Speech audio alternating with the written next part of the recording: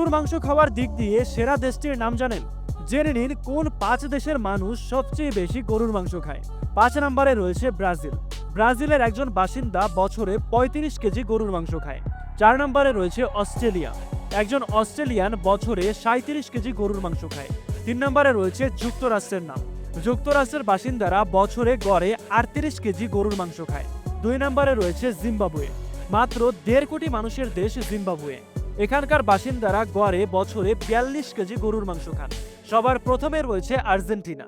আর্জেন্টাইনরা বছরে গড়ে 47 কেজি গরুর মাংস খান। এই তালিকায় বাংলাদেশের অবস্থান 61টি দেশেরও পরে। এর পেছনের কারণ হচ্ছে গরুর মাংসের অতিরিক্ত দাম। জানলে হয়তো অবাক হবেন, 1990 সালে বাংলাদেশে 1 কেজি গরুর মাংসের দাম ছিল মাত্র 50 টাকা।